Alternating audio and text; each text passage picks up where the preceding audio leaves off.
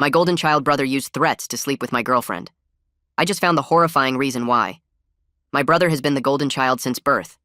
Miracle baby with a 5% survival chance, planned pregnancy, unlike me, the accident. He got a car for his 13th birthday. When he stole my lawn mowing money, hundreds of dollars, and I confronted him, I got grounded. Mom swore she gave him that money covering for him. I'm 19 now, he's 18. I moved out the day I turned 18. He still lives rent-free with our parents, no job. My ex-girlfriend Jane and I dated for almost a year. Met at the gym, fell hard. She was my first love. She knew about my toxic family and helped me stand up to them. That's why they hated her. She taught me to say no. My brother was obsessed with her, made disgusting comments about what he'd do to her. Once said he'd pull her blonde hair till it came off so he could nut on her shiny head. We fought. Parents took his side, as always. 8 months after I moved out, I walked into Jane's apartment to surprise her. Found her with my brother. My world shattered. The woman I loved with the person who'd made my life hell. I kicked him out. Then asked Jane why. Through tears, she explained. He'd been messaging her for months. When she rejected him, he threatened to spread rumors about her, ruin her reputation unless she regularly slept with him. Scared, she gave in. She showed me their conversations. She was telling the truth. I understood but couldn't forgive her. She could have told me, screenshot everything. Instead, she chose to comply. I confronted my parents. They called me a liar. My brother denied everything. They believed him. That's when I decided on revenge. I got screenshots from Jane of their conversations. For months, I've been planning. My brother got a girlfriend recently. Don't know how, but I have the screenshots. One text to her would destroy him. The conversations clearly show coercion, possibly illegal. Even if not, his social life would be over. Yesterday, I was ready to send everything to his girlfriend, Sarah. Had her Instagram open, screenshots attached, message typed. Then Jane called. "Don't do it," she said. "Why? He deserves—" "I'm pregnant." My blood went cold. "What?" "4 months. It's his."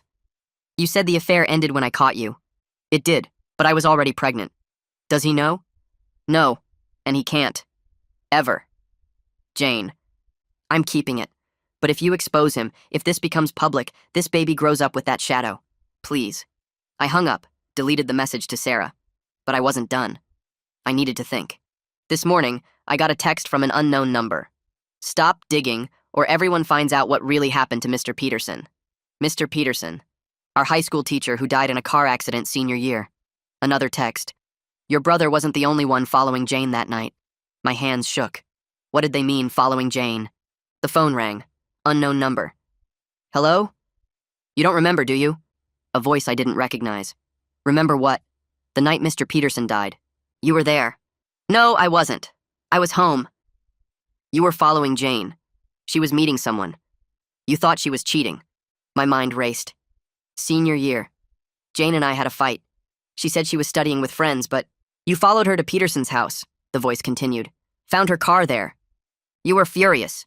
That's not— You confronted Peterson when he came out, pushed him. He fell, hit his head on the concrete. You ran. You're lying. Check your old phone. The one you thought you lost senior year. Your parents have it. In your dad's office safe. They've been protecting you." "My parents hate me." "No. They've been keeping you distant to protect you. Your brother found out. He's been using it as leverage." "Leverage for what?" "Everything. The money he stole? They gave it to him to keep quiet. The favoritism? Same reason. Jane? He showed her the video." "What video?" "Your parents installed cameras after you started sneaking out. They have footage of you coming home that night. Bloody knuckles. Peterson's blood. My knuckles. I remembered waking up with scraped knuckles senior year. Said I punched a wall after the fight with Jane. If you expose your brother, he releases everything. You go down for murder. It was an accident and doesn't matter. You left him to die. That's manslaughter at minimum. Who are you?" "Someone who knows the truth. Check the safe. The combination is your birthday backwards." They hung up. I drove to my parents' house. They weren't home. Broke in through my old window.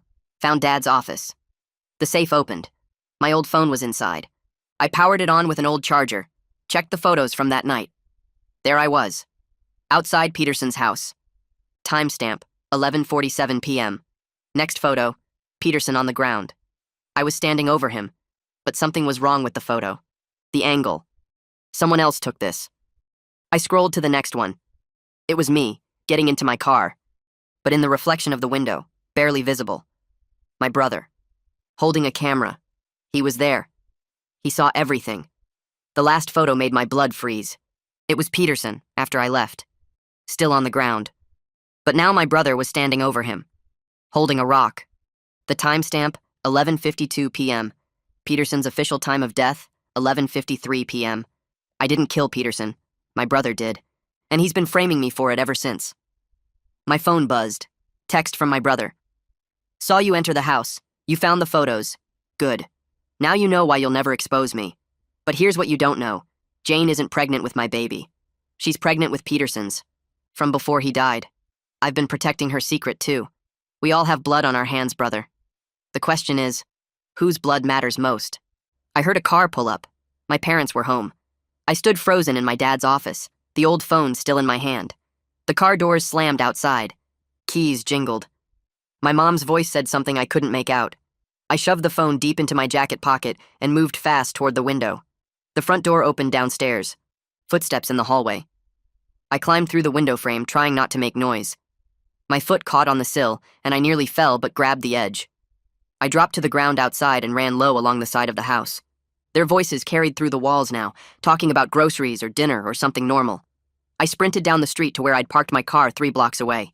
My hands shook so bad I dropped my keys twice, trying to get them in the ignition. The engine started and I pulled away, checking the mirror every 2 seconds to see if anyone followed. I drove across town to a coffee shop parking lot near the mall, sat in my car with the engine off, pulled out the phone again. My fingers left sweat marks on the screen as I scrolled through the photos one more time.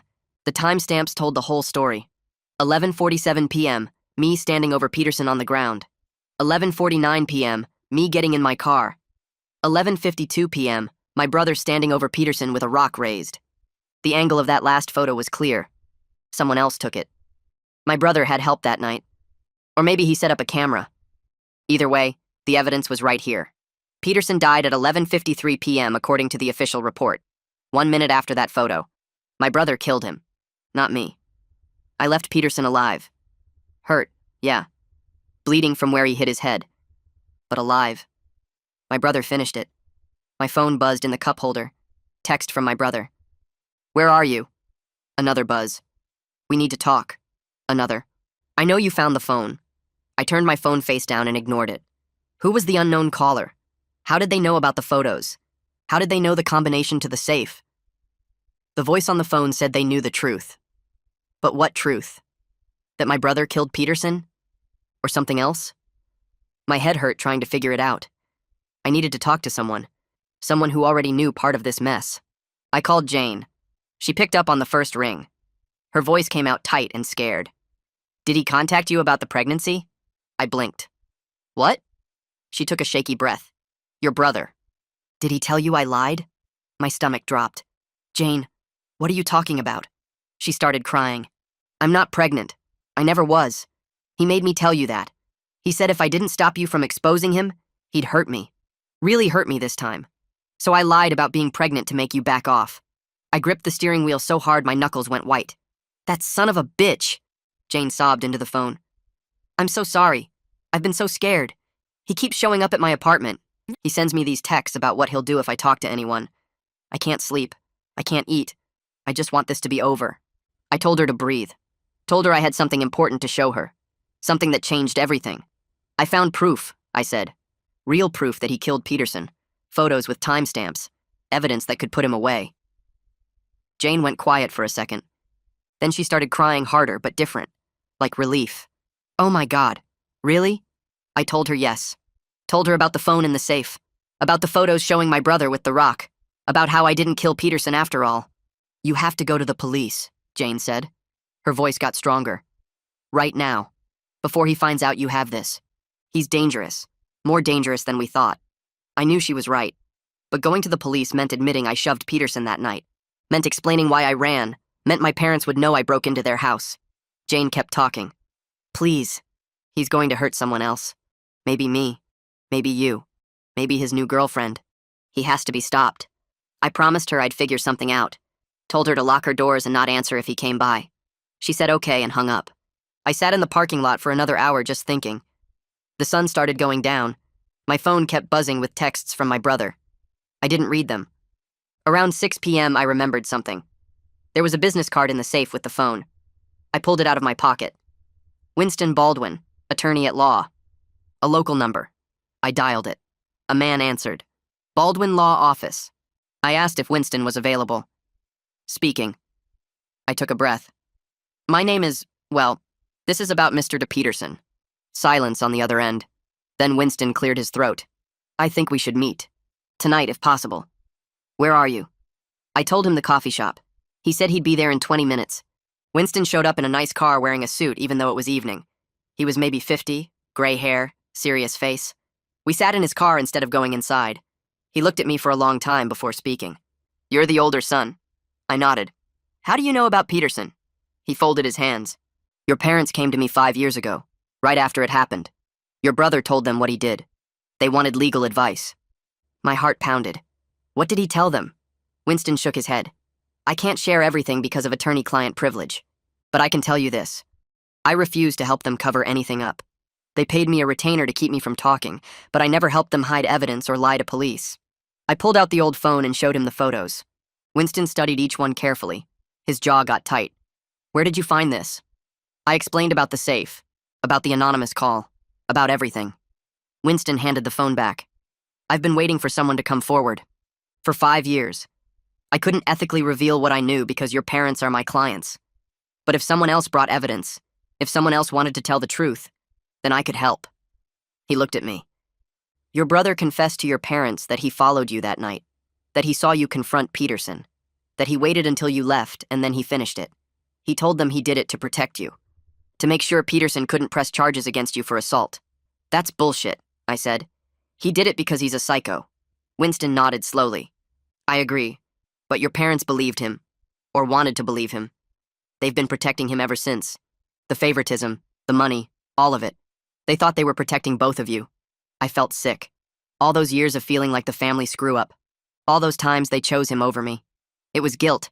They knew what he was, and they couldn't face it. Winston kept talking. If you want to go to the police, I'll help you. But you need to understand something. You'll have to admit to the initial confrontation. Assault charges are possible. Leaving the scene. Maybe more. But with these photos and your cooperation, the focus will shift to your brother. He's the one who committed murder. I asked him what would happen to my parents. Winston said that depended on what they knew and when. If they helped cover up a murder, they could face charges too. But if they just stayed quiet out of fear or denial, that was different.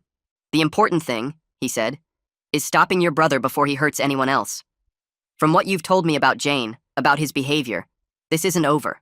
People like him don't stop on their own. I knew he was right. I looked at the photos one more time. My brother standing over Peterson with that rock. The timestamp proving everything. Okay, I said. Let's do it. Let's go to the police. Winston nodded. First thing tomorrow morning. Tonight you go somewhere safe. Not your apartment. Not your parents' house.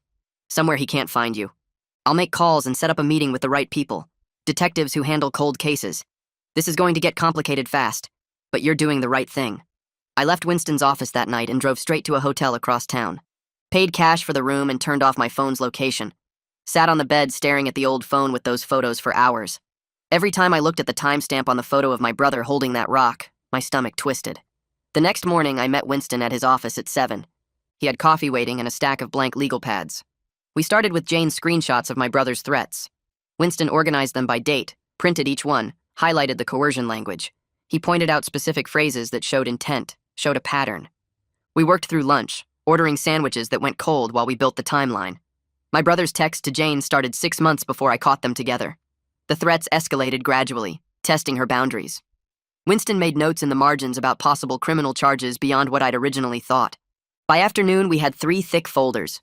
One with Jane's evidence, one with the photos from my old phone, one with a written timeline connecting everything, showing how my brother manipulated everyone for years. Winston printed extra copies of everything and put them in his safe. He said if anything happened to the originals, we had backups. That evening, Winston made calls while I sat in his office drinking terrible coffee from his ancient machine. He spoke quietly to someone for 20 minutes, using words like cold case review and new evidence. When he hung up, he told me Detective Herrera would meet me tomorrow, off the record first. She wanted to hear everything before making it official. I barely slept that night. Kept rehearsing what I'd say, how I'd explain that night with Peterson without sounding like a murderer myself. The next morning, I drove 40 minutes to a diner Winston had chosen, someplace outside town where nobody would recognize us. Detective Herrera was already there when I arrived, sitting in a back booth with her back to the wall. She was younger than I expected, maybe mid-30s, with dark hair pulled back tight. She stood when I approached and shook my hand with a grip that made it clear she wasn't someone you lied to. I slid into the booth across from her, and she ordered coffee for both of us without asking. The waitress left, and Herrera looked at me with eyes that saw too much. I pulled out the old phone and set it on the table between us. She picked it up carefully like it might break, and I walked her through the photos. She studied each one for a long time. Zoomed in on my brother's face in the reflection. Zoomed in on the rock in his hand. Checked the timestamps multiple times. She asked about that night in detail. What time I left my house. Why I followed Jane. What Peterson said when he came outside. How hard I pushed him. Whether he was conscious when I left. I answered everything as honestly as I could, my voice shaking when I admitted I'd been so angry I might have killed him myself if my brother hadn't finished it. Herrera made notes in a small notebook, her handwriting tight and precise. She asked about my brother's behavior over the years, the favoritism from my parents, the stolen money, his obsession with Jane. I told her about the disgusting comments he made, the way he always got away with everything. She asked if I thought he was capable of murder, and I said I knew he was because I'd seen the proof. After an hour, she set down her pen and looked at me hard. She said the original investigation into Peterson's death had problems that bothered her. The severity of his head injuries didn't match a simple fall on concrete. The medical examiner noted the wound pattern suggested a heavy object, possibly a rock, but they never found one at the scene. She pulled out her own phone and showed me crime scene photos I'd never seen. Peterson's head had been caved in on one side. The damage was massive, much worse than what a fall could cause. She pointed to the rock in my brother's hand in the photo on my old phone. She said the size and shape matched the wound pattern exactly. She explained that I'd need to give an official statement admitting to the initial confrontation with Peterson. Assault charges were possible, leaving the scene of an injury. Maybe more depending on how the prosecutor looked at it. But she said my cooperation would matter. The photos proved my brother was the one who actually killed Peterson, not me. Winston had followed me to the diner and sat at the counter the whole time. Now he came over and sat next to me in the booth. He told Herrera I was willing to give a full statement and cooperate completely. He asked what kind of timeline we were looking at. Herrera said she'd need to brief her captain, get approval for a formal investigation, probably get a warrant for my parents' house to seize evidence. She thought we could do my statement tomorrow at the station. The next morning, I sat in an interview room at the police station with Winston beside me and Detective Herrera across the table. A camera in the corner recorded everything. Herrera read me my rights even though I wasn't under arrest. Winston said it was standard procedure. I spent 3 hours walking through every detail of that night 5 years ago. My fight with Jane earlier that day. My jealousy and anger. Following her to Peterson's house. Confronting him when he came outside. Shoving him hard enough that he fell and hit his head on the concrete. Seeing blood on my knuckles. Panicking and running to my car. Driving home and lying to my parents about punching a wall. I admitted I'd been scared and selfish. I admitted I should have called for help instead of running. I admitted I'd lived with guilt for 5 years thinking I might have killed him. But I also explained I didn't know my brother had followed me. Didn't know he'd waited until I left and then finished what I started. Didn't know he'd been using it as leverage against my entire family. Herrera asked questions that made me face things I'd tried not to think about. Whether I'd wanted Peterson dead. Whether I'd gone there planning to hurt him. Whether I'd ever told anyone the truth. I answered everything honestly, my voice breaking when I described the moment I found those photos and realized my brother had let me believe I was a murderer for 5 years. When we finished, Winston walked me out to my car. Then he said I'd done the right thing and the hard part was over. But I knew it wasn't. The hard part was watching what came next. 2 days later, I parked down the street from my parents' house and watched police vehicles arrive. Detective Herrera had gotten her warrant. Officers in uniforms surrounded the house. My parents came out onto the lawn looking confused and then devastated as officers explained they were searching for evidence related to Peterson's death. I saw my mom collapse onto the grass, saw my dad try to argue with the officers, saw them eventually let my parents back inside to watch the search. I sat in my car for 2 hours while they went through everything. When they finally left, they carried boxes of evidence including my dad's safe. That afternoon, my phone started blowing up with calls and texts. My brother had been arrested at the grocery store where he worked part-time stocking shelves. They charged him with second-degree murder. The news spread through our small town like fire. People I hadn't talked to since high school sent messages asking if it was true, asking what really happened, asking if I'd known all along. I ignored most of them and turned off my phone. My mom called 17 times before I finally answered. She was screaming so loud I had to hold the phone away from my ear. She said I'd destroyed the family, said I'd betrayed my own brother, said I was a liar and a traitor and she'd never forgive me. I waited until she stopped to breathe, and then I told her she destroyed this family years ago when she chose to protect a murderer instead of getting him help. I told her she'd picked the wrong son to believe in, and now she'd have to live with that. Then I hung up and blocked her number. That night, Jane called crying so hard I could barely understand her. She said she'd heard about my brother's arrest on the news. Said she'd been having panic attacks for months, couldn't sleep without checking her doors and windows multiple times every night. Said knowing he was finally in custody felt like she could breathe again for the first time in over a year. I texted Jane asking to meet, and she agreed immediately. We picked a coffee shop on the other side of town where nobody would recognize us. I got there first and sat in the back corner watching the door. When she walked in, I barely recognized her. She'd lost weight, and her hair was pulled back in a messy ponytail instead of the neat style she used to wear. Dark circles under her eyes made her look 10 years older. She spotted me and walked over, sliding into the booth across from me without saying anything. We just stared at each other for a minute. Then she started crying. Not the pretty crying from movies, but the ugly kind where your whole face scrunches up and you can't breathe right. I felt my own eyes getting wet and tried to fight it but couldn't. We both sat there crying in this random coffee shop while people stared at us. Finally, she wiped her face with a napkin and started talking. She told me how my brother first messaged her 6 months into our relationship, saying he just wanted to be friends. Then the messages got weird, asking what she was wearing or if she thought about him. When she told him to stop, he showed up at her apartment one night. Said he had photos of her changing that he took through her bedroom window. Said he'd send them to everyone, including her family and her boss, unless she did what he wanted. She showed me the bruises on her arms, 5 dark marks on each side where fingers had gripped hard enough to leave prints. He'd grabbed her last week when she said she couldn't see him anymore, told her she didn't get to decide when they were done. The marks were starting to turn yellow at the edges, but still looked painful. I wanted to kill him all over again. Detective Herrera called me the next day, asking if Jane would be willing to give a statement. I told her I'd ask, but couldn't promise anything. Jane surprised me by saying yes immediately. She said she was done being scared and wanted my brother to pay for everything he'd done. We met at the police station, and Herrera took Jane into an interview room for 3 hours. When they came out, Jane looked exhausted, but also lighter somehow, like she'd been carrying something heavy and finally put it down.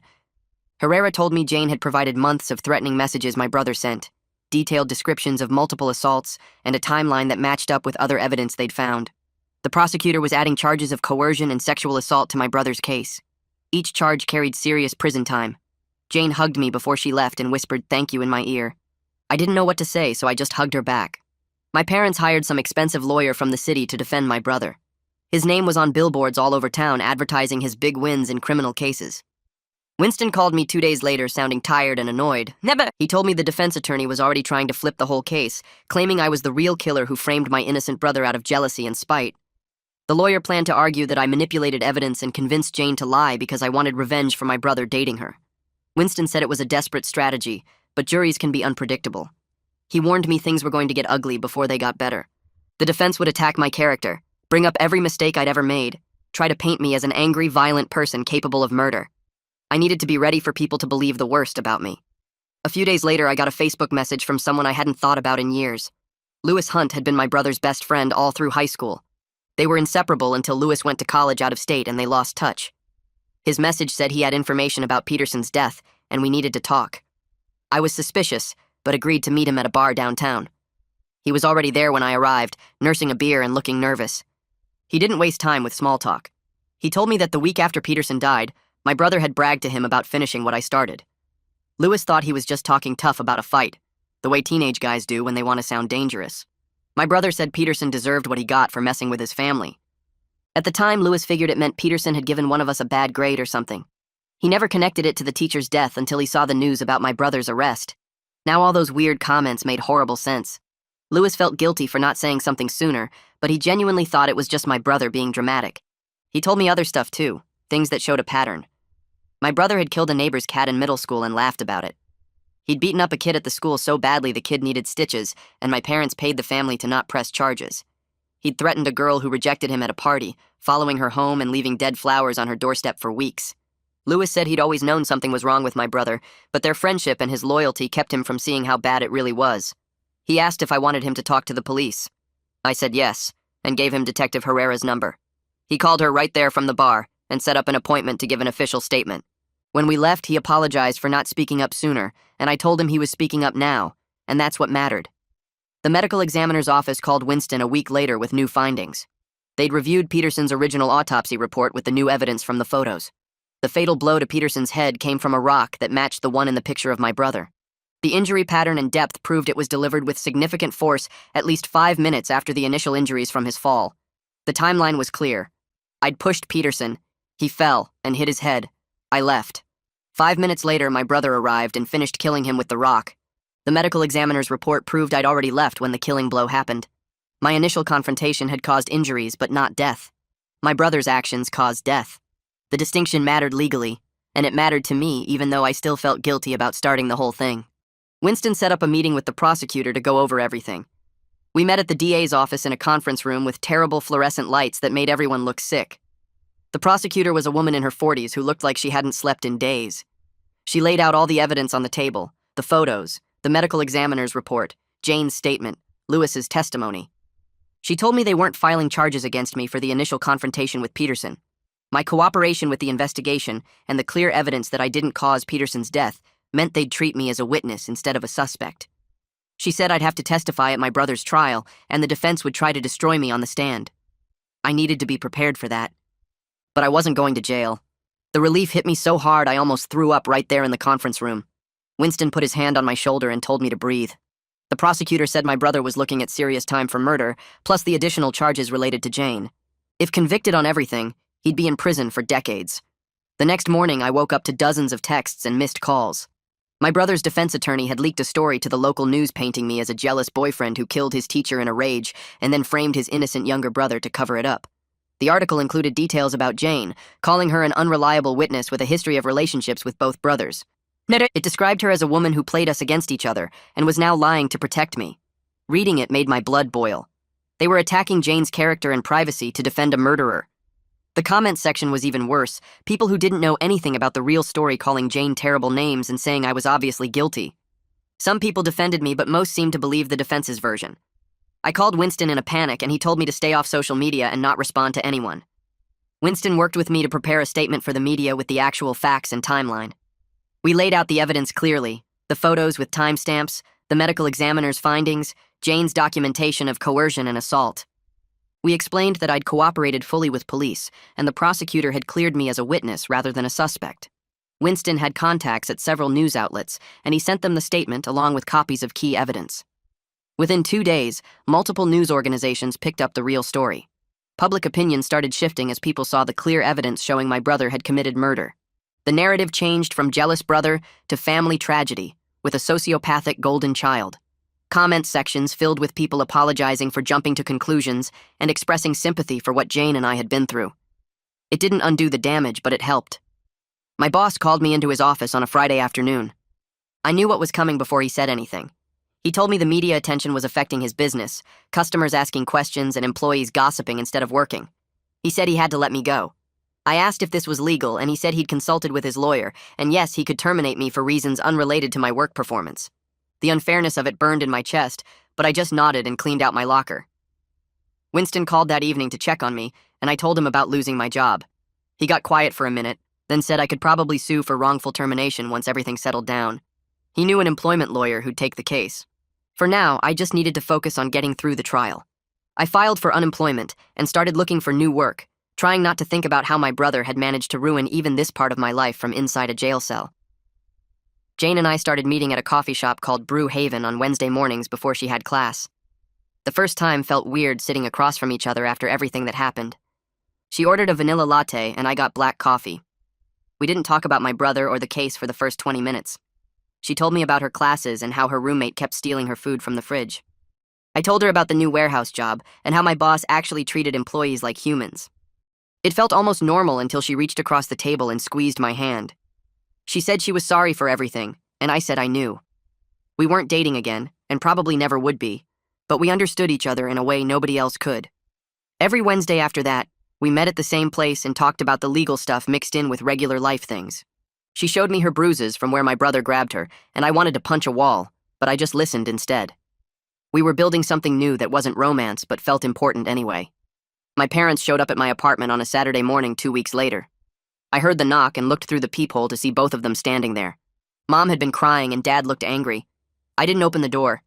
Dad started pounding on it, asking me to let them in so we could talk like a family. I yelled through the door that we stopped being a family when they chose to protect a murderer. He shouted back that they were trying to protect both their sons and keep everyone safe. I told him protecting a killer isn't love, it's enabling, and that they made their choice years ago. Mom was crying louder now, begging me to understand they were scared and didn't know what to do. I said they knew exactly what to do, they just chose wrong every single time. Dad threatened to break down the door, and I said I'd call the cops if he tried. They left after 10 more minutes of yelling through the wood. I sat on my couch shaking for an hour after they drove away. Detective Herrera called me 3 days later saying she found the person who sent me those first anonymous texts. She asked me to come to the station, and I drove there during my lunch break. She took me to an interview room where a woman in her 30s sat looking guilty and scared. The woman said her name was Rachel, and she worked as Winston's paralegal. She had access to all his files, including the notes from when my parents consulted him 5 years ago. She read everything about what my brother did and what my parents were hiding. She said she couldn't sleep at night knowing the truth and not doing anything about it. So she found my number and decided to push me toward discovering the evidence myself. Winston came in looking furious and asked Rachel how she could violate attorney-client privilege like that. She started crying, saying she knew it was wrong, but sometimes doing the right thing means breaking the rules. Winston's face softened a little, and he said he understood her struggle, even though she put his whole practice at risk. Detective Herrera said Rachel wouldn't face charges since she didn't directly reveal privileged information, just pointed me toward evidence. Rachel apologized to me, and I told her I was glad she did it, even though the whole thing was complicated. The preliminary hearing happened on a cold Tuesday morning in November. Winston met me outside the courthouse and went over what to expect one more time. We walked through security and into a courtroom that smelled like old wood and floor polish. My brother sat at the defense table in an orange jumpsuit with his lawyer next to him. He turned and stared at me with pure hate in his eyes.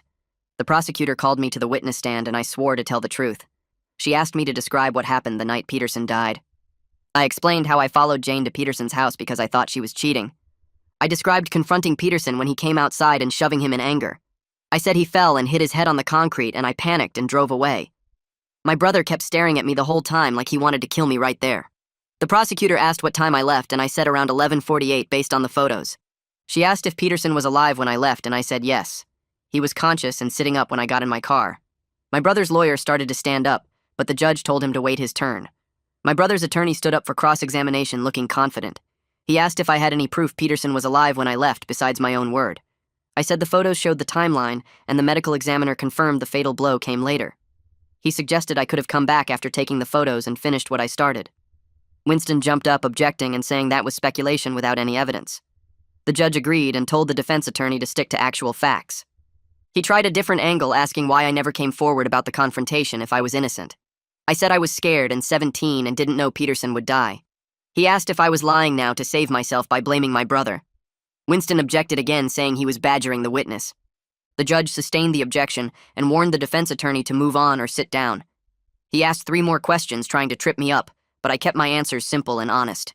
Finally, he gave up and said no more questions. I stepped down, feeling like I'd been through a war. Jane testified next, and I watched from the gallery as she walked to the witness stand. Her voice shook when she swore the oath. The prosecutor asked her to describe my brother's behavior toward her. Jane explained how he messaged her constantly after we started dating, making gross sexual comments. She said when she blocked him, he created new accounts and kept harassing her. She described how he threatened to spread rumors about her being a slut, unless she met him. Her voice got stronger as she talked about the first time he forced her to sleep with him in his car behind the gym. She showed the judge printed copies of his threatening messages. My brother smirked at her from the defense table like this was all funny to him. The judge noticed and told him to control his facial expressions, or she'd have him removed from the courtroom. He stopped smirking, but his eyes stayed cold. Jane described months of being scared to say no, because he said he'd ruin her life. She cried when she explained how relieved she felt when he got arrested. The prosecutor thanked her and sat down. My brother's attorney declined to cross-examine, which was probably smart since anything he asked would make my brother look worse. Lewis Hunt testified after lunch, looking nervous in a button-up shirt and tie. The prosecutor asked how he knew my brother, and Lewis said they were best friends from middle school through junior year. She asked if my brother ever talked about Peterson's death. Lewis said yeah. About a week after it happened, my brother was drunk at a party and bragged about finishing what I started. He said my brother described following me that night and watching me shove Peterson. Lewis explained my brother told him he waited until I left, then walked up to Peterson and smashed his head with a rock. The prosecutor asked if my brother said why he did it. Lewis said my brother claimed Peterson deserved it for messing around with high school girls and that he was doing everyone a favor. She asked about other concerning behavior. Lewis described how my brother used to torture cats in his backyard and brag about it. He talked about my brother's obsession with Jane and how he said he'd have her one way or another.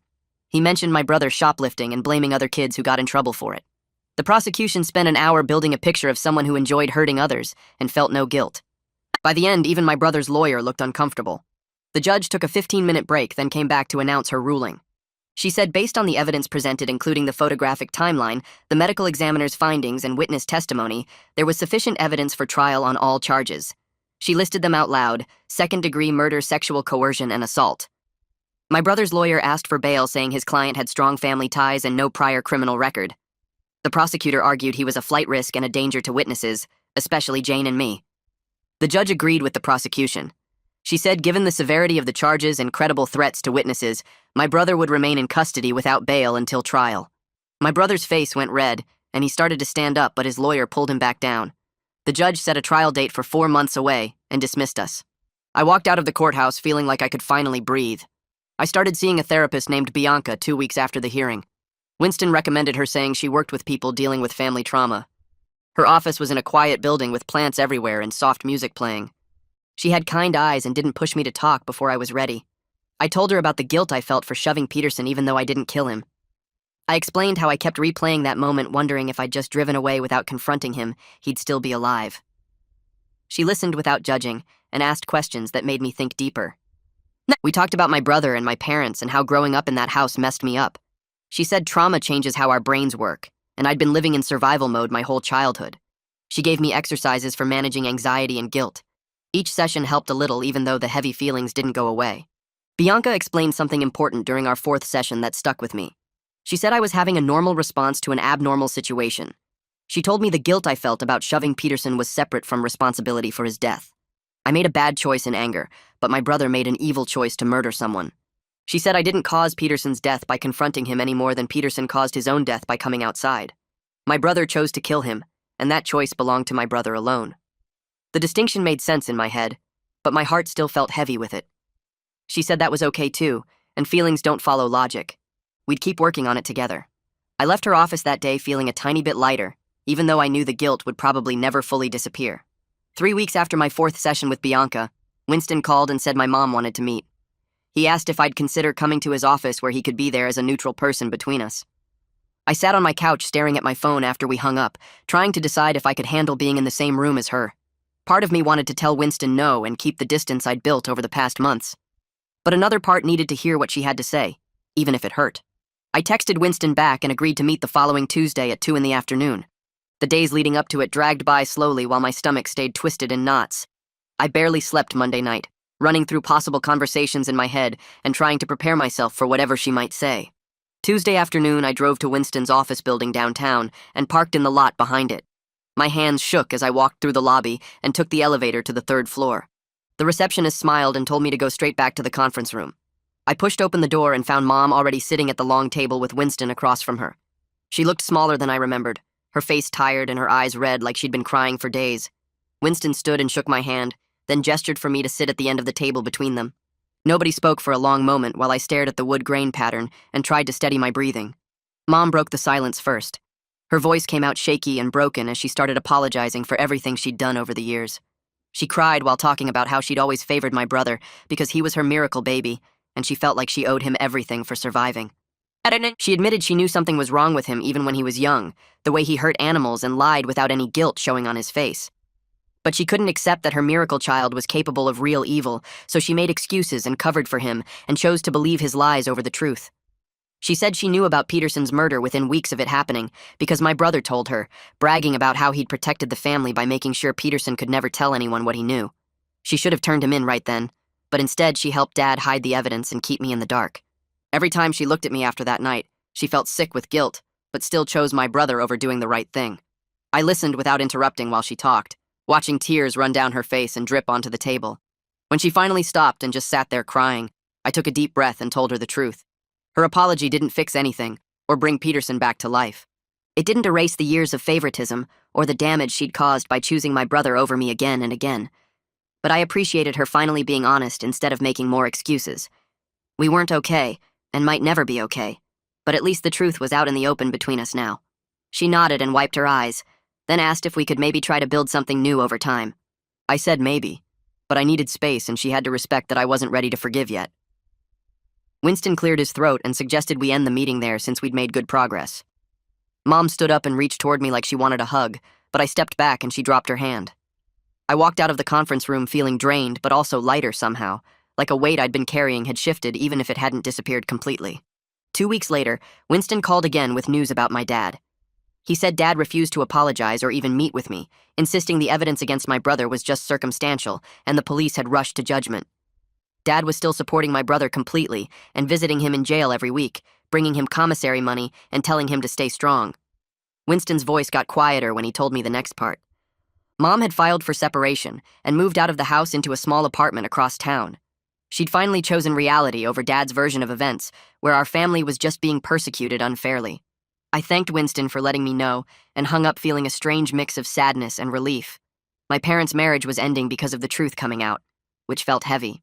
But Mom was finally breaking free from Dad's control and the denial they'd both lived in for years. That same week, Jane called me sounding excited and nervous at the same time. She'd gotten accepted to a graduate program for social work at a university in another state, a full scholarship that would let her start fresh somewhere new. But she wasn't sure if she should go or stay for my brother's trial, since the prosecutor might need her to testify again. I told her to go without hesitation. She'd already been brave enough to testify at the preliminary hearing and give her statement to the police. She'd done everything required of her and more. Now she deserved to live her life and move forward, instead of staying stuck in this nightmare waiting for a trial that might not happen for months. I promised to keep her updated on anything important and thanked her for being strong enough to tell the truth when it mattered. She cried a little and said she was proud of me too for not giving up when it would have been easier to just let my brother get away with everything. We talked for another hour about her program and her plans, and I felt genuinely happy for her in a way I hadn't expected. She was going to be okay, and that mattered to me even though we'd never get back what we'd lost. I started job hunting the next week because I needed something stable and normal in my life. The warehouse job I'd lost still stung, but I found listings for similar positions at other companies. One place called me in for an interview 3 days after I applied. The manager was a guy in his 50s named Rick, who had a no-nonsense attitude and didn't waste time with small talk. He asked about my work history and my availability, then mentioned he'd seen my name in the news. I tensed up waiting for him to say he couldn't hire me because of the media attention. Instead, he shrugged and said he didn't care about my family drama as long as I showed up on time and did my job. He offered me the position right there with better pay than my last warehouse job and health benefits after 90 days. I accepted and started the following Monday, grateful to have somewhere to go every day where people treated me like a normal person, instead of someone connected to a murder case. The routine of work helped keep me grounded while everything else stayed chaotic. I'd wake up at 5:30, get to the warehouse by 6:45, and spend 8 hours moving boxes and managing inventory. My coworkers were friendly but kept their distance, which suited me fine. I didn't need new friends, just a paycheck and a reason to get out of my apartment. Rick turned out to be a good boss who gave clear instructions and didn't micromanage. He checked in with me after my first week to make sure I was settling in okay, then left me alone to do my work. The physical labor helped burn off some of the anxiety that had been building in my chest for months. By the time I got home each night, I was too tired to overthink everything, which felt like a relief. Winston called in early November to tell me the trial date had been set for 3 months away in February. He wanted to meet and prepare me for what to expect when I testified. We sat in his office the next afternoon while he walked me through the process step by step. The prosecution would call me as one of their key witnesses since I could testify about my brother's behavior over the years and what happened the night Peterson died. Winston felt confident the evidence was strong enough that the jury would convict, but he warned me trials could be unpredictable. Juries sometimes made decisions that didn't match the facts, and my brother's attorney would try hard to create doubt. He coached me on how to answer questions clearly and stick to the facts without getting emotional or defensive. We practiced for 2 hours until I felt more prepared, though the thought of sitting in that courtroom still made my stomach turn. A week before Thanksgiving, Winston called with unexpected news. My brother's attorney had approached the prosecutor about a plea deal. They were offering to plead guilty to manslaughter instead of murder, in exchange for a lighter sentence, probably around 10 to 15 years instead of the 25 to life he was facing. I asked Winston if the prosecutor was considering it, and he said no. The prosecutor believed the evidence clearly showed premeditation since my brother had picked up a rock and struck Peterson deliberately after I'd already left. That made it second-degree murder at minimum, not just manslaughter. The prosecutor wasn't interested in letting my brother off easy just to avoid a trial. Winston said this was actually good news because it meant they knew their case was weak and were trying to minimize the damage. I felt relieved hearing that, even though part of me wondered if a guaranteed conviction through a plea deal might be better than risking a trial. The letter arrived in my mailbox on a Tuesday in early December. I recognized my brother's handwriting on the envelope immediately and almost threw it away without opening it. But curiosity got the better of me, and I tore it open while standing in my kitchen. The letter was 2 pages long, written in his neat handwriting that always looked too careful and controlled. He said he was sorry for everything that had happened, and he understood why I'd gone to the police. He claimed he'd been living with guilt about Peterson for years, and part of him was relieved the truth was finally out. Then the real purpose of the letter became clear. He asked me to contact the prosecutor and tell them to accept the plea deal for the sake of our family. He said Mom was struggling with the separation, and the stress of a trial would destroy what was left of her. He promised if I helped him get the lighter sentence, he'd leave me alone forever once he got out. I read the letter twice, then ripped it into small pieces and threw them in the trash. It was just another manipulation attempt, trying to use my guilt and my concern for Mom to get what he wanted. I wasn't falling for it anymore. Sarah messaged me on Instagram a week later asking if we could talk. I stared at the message for a while before responding, not sure if I wanted to get involved with my brother's girlfriend. But she deserved to know the truth about who she'd been dating, so I agreed to meet her for coffee. We sat in a corner booth at a place downtown while she twisted her napkin between her hands and asked me to tell her everything. I pulled out my phone and showed her the screenshots of my brother's messages to Jane, the threats and the coercion. Then I showed her the photos from that night, the ones proving he'd killed Peterson. Her face went pale and then red as she scrolled through everything, her hands starting to shake. She looked up at me with tears in her eyes and asked how she could have been so stupid. I told her she wasn't stupid. My brother was just good at hiding who he really was. He'd fooled our entire family for years, making us all believe he was something he wasn't. Sarah kept crying while I sat across from her in the coffee shop, watching her pull apart a napkin into tiny pieces. She told me about the time my brother grabbed her wrist, so hard it left marks when she said she wanted to go home early from his place. She explained it away as him being stressed about job hunting, even though he never actually looked for work. She talked about how he'd check her phone constantly and get angry if she didn't text back within minutes. She said he told her what to wear when they went out and got mad if other guys looked at her. She thought he was just protective and caring about her safety. The napkin was completely shredded by the time she finished talking. I asked if she'd be willing to tell the prosecutor all of this, and she nodded immediately. She said she felt stupid for not seeing the signs, but I told her my brother was good at hiding who he really was. We walked to the prosecutor's office together that afternoon, and Sarah gave a formal statement about his controlling behavior and his obsession with making people afraid of him. The prosecutor took notes for over an hour, while Sarah described incident after incident of emotional manipulation and threats. Winston called me 2 days before the trial started to prepare me for what was coming. We met at his office, and he walked me through the entire process of jury selection. He explained it would take at least 2 full days to pick 12 people who could be fair and impartial. He told me the defense would try to find jurors who might sympathize with my brother or doubt the evidence. He said I needed to be ready for the emotional difficulty of sitting in that courtroom and reliving the worst night of my life in front of complete strangers. He warned me the defense attorney would try to make me look bad and question every detail of my story. He told me to stay calm no matter what they said and just tell the truth exactly as it happened. We practiced questions for hours until my throat was sore from talking. Winston made me go through the timeline over and over until I could recite every detail without hesitation. The trial started on a Monday morning in late September. I sat in the gallery watching potential jurors file into the courtroom one by one. The judge asked them basic questions about their ability to be fair and whether they knew anyone involved in the case. The prosecutor asked about their views on circumstantial evidence and whether they could convict based on photos and witness testimony. My brother's attorney asked if they believed family members would lie to protect each other. The process dragged on for hours with people getting dismissed for various reasons. Some admitted they couldn't be impartial because they'd heard about the case in the news. Others said they had personal experiences that would make it hard to judge fairly. By the end of the first day, only 6 jurors were selected. The second day moved faster, and by late afternoon they had the full 12 plus 2 alternates. I studied their faces trying to guess what they were thinking, but they all looked neutral and serious. The prosecution started presenting their case on Wednesday morning. The prosecutor stood in front of the jury and laid out the timeline of that night in clear, simple terms. She showed them the photos from my old phone with timestamps proving I left Peterson alive. She brought in the medical examiner who explained the fatal blow came from a rock at least 5 minutes after the initial injuries. She presented forensic evidence showing the rock in my brother's hand matched the wound that killed Peterson. She called Lewis to testify about my brother's confession the week after the death. She brought in experts who analyzed the photos and confirmed they hadn't been altered or manipulated. She showed the jury my brother's threatening messages to Jane and explained how he'd been using Peterson's death to control our entire family. The evidence piled up day after day until even my brother's expensive attorney started looking defeated. I watched the jury take notes and study the photos with serious expressions. Several of them glanced at my brother with obvious disgust when the prosecutor showed pictures of Jane's bruises.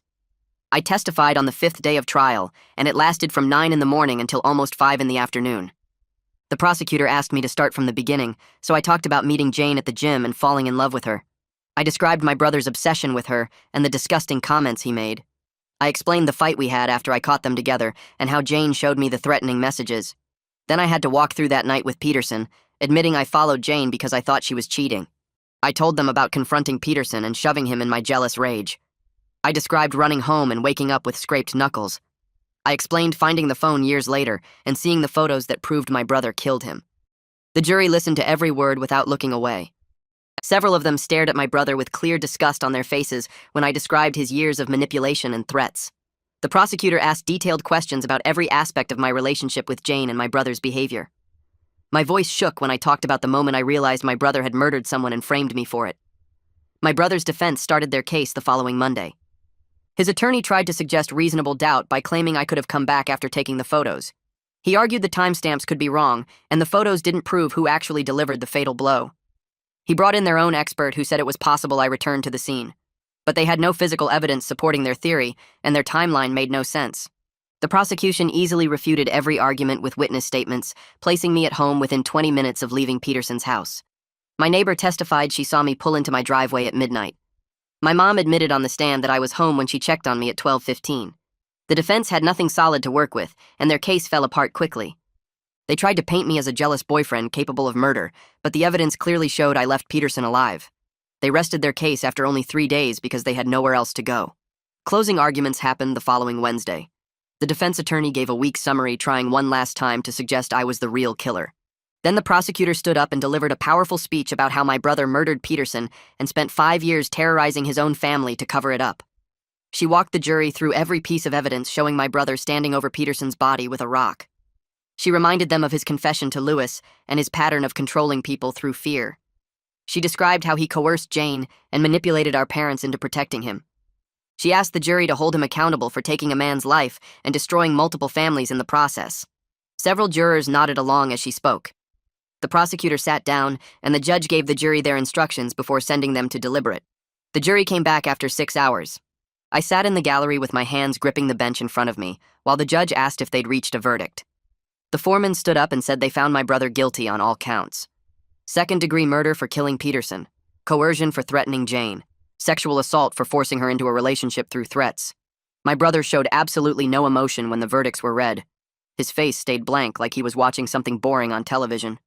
I felt this complicated mix of relief and sadness wash over me. Relief that the truth was finally out and he'd face consequences. Sadness that it came to this, and our family would never recover. Mom sobbed in the row behind me, while Dad sat stone-faced, refusing to accept reality. Sentencing happened 3 weeks later in the same courtroom. The judge reviewed the evidence and the jury's verdict before announcing the sentence. 25 years to life for the murder. Additional consecutive time for the coercion and assault charges. The judge said my brother would be eligible for parole in his mid-40s if he showed genuine rehabilitation and remorse. My brother finally showed some emotion, his jaw tightening for just a second before going blank again. The bailiff led him out of the courtroom in handcuffs and orange jail clothes. I watched him disappear through the door, knowing I might never see him again outside of a prison visiting room. A woman approached me in the hallway after the sentencing. She had Peterson's eyes and his kind smile. She introduced herself as his sister and thanked me for finally bringing her brother's killer to justice. We both started crying right there in the courthouse hallway while she told me she never believed the accident story. She said she always knew someone was responsible for her brother's death, but the police closed the case too quickly. She hugged me and said her family could finally have some peace knowing the truth. I apologized for my role in that night, and she told me I was just a kid who made a mistake. She said my brother made a choice to kill, and that wasn't my fault. 2 weeks later, I attended a victim impact panel at the courthouse.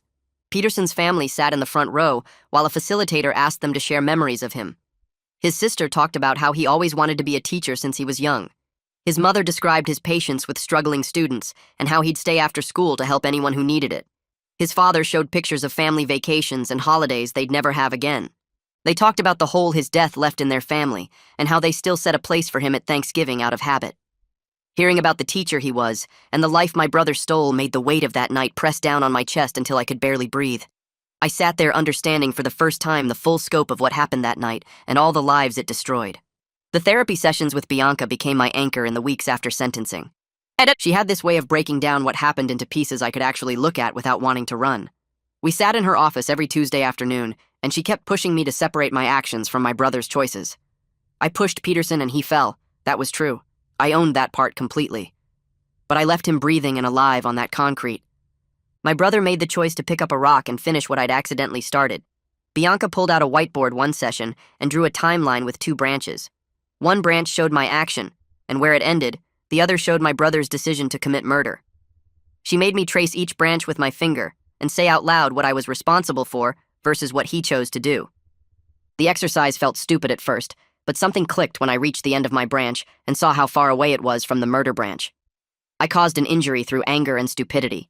He caused a death through calculated evil. The distinction mattered even though the guilt still sat heavy in my chest. Bianca told me accepting responsibility for the assault while recognizing I didn't enable the murder was the only way forward. Some nights I still woke up seeing Peterson on the ground, but now I could separate that image from the image of my brother standing over him with the rock. The nightmares didn't stop, but they changed shape into something I could carry.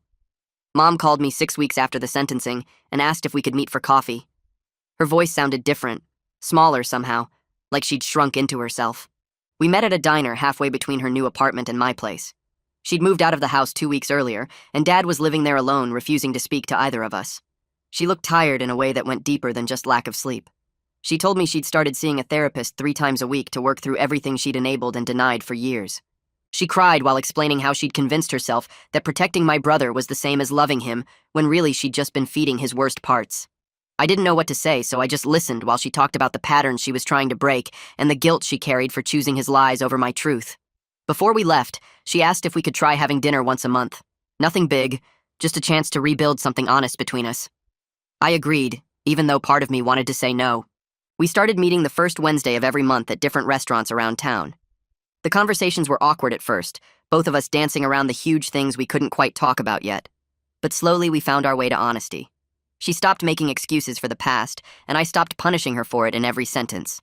The relationship we were building looked nothing like the toxic mess of my childhood, and that made it worth the discomfort. Dad's letters started arriving in my mailbox about 3 months after the trial ended. The first one was 8 pages of him insisting my brother was innocent, and I was a traitor who destroyed the family. He called me a liar and said I'd fabricated evidence because I was jealous of my brother's success. I read it once and felt my hands shaking with anger at how deep his denial ran. The second letter came 2 weeks later. Same stuff, but angrier. He blamed me for Mom leaving him and said I'd poisoned her mind against her own son. By the 4th letter, he was making vague threats about how I'd regret turning against my blood. I stopped reading them after that, but kept every single one in a folder in my desk drawer. Winston told me to document everything in case Dad escalated from angry letters to actual harassment. Mom said he was spiraling in that empty house with nothing but his delusions to keep him company. Part of me felt bad for him, but mostly I just felt relieved he was far away from me. I changed my locks and made sure my landlord knew not to let him in the building. The letters kept coming every few weeks. Same envelope, same handwriting, same refusal to accept reality. I added each one to the folder without opening them. Maybe someday I'd read them and feel something other than exhausted pity, but that day hadn't come yet. And Jane showed up at my apartment during her spring break in March. I opened the door, and there she was with her hair shorter and a confidence in her eyes that hadn't been there before. We spent the whole weekend talking about everything that happened and how we'd both changed. Since that night, I caught her with my brother. She told me about graduate school and her research and how therapy had helped her process the coercion and assault.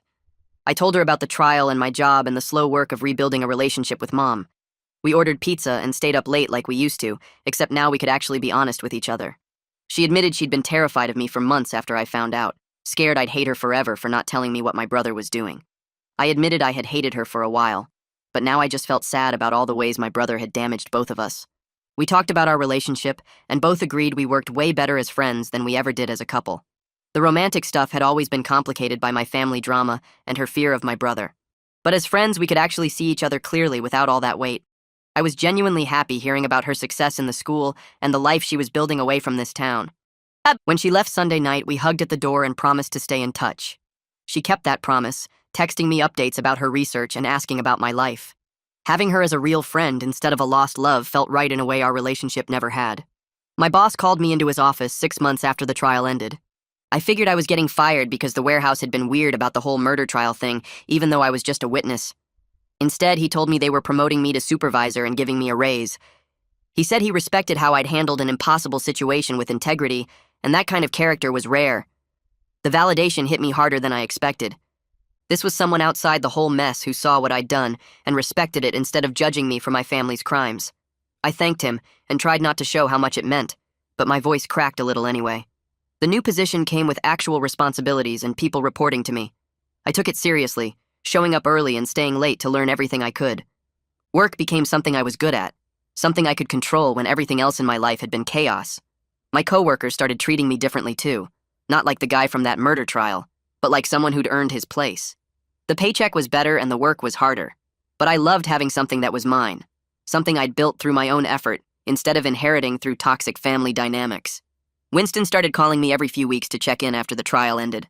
Those calls turned into monthly lunches at this diner near his office where we'd talk about my future and what I wanted to do with my life. He pushed me to think about college now that I wasn't supporting my family's dysfunction or drowning in their drama. I'd always assumed college wasn't for me because I barely graduated high school while dealing with my brother's chaos. But Winston kept saying I was smarter than I gave myself credit for and that I'd just never had the chance to learn when it was my choice instead of someone else's requirement. He helped me apply to the community college and figure out financial aid. I started taking night classes in the fall, just 2 courses to start, basic English and intro to psychology. Turned out I actually loved learning when I got to choose what I studied and when nobody was sabotaging my homework or stealing my textbooks.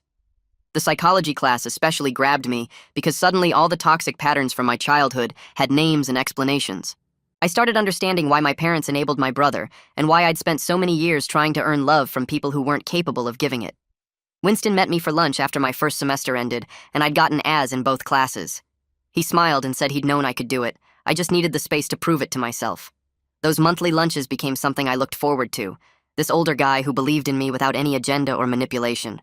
A year after my brother's conviction, I drove to the cemetery where Peterson was buried. I'd avoided it for 12 months because I didn't know what to say, or if I even had the right to show up there. But Bianca kept pushing me to find some way to acknowledge my role in what happened, even if I couldn't fix it. I bought flowers at the grocery store and wrote a note on a card apologizing for my part in the events that led to his death. The words felt small and useless, but I wrote them anyway.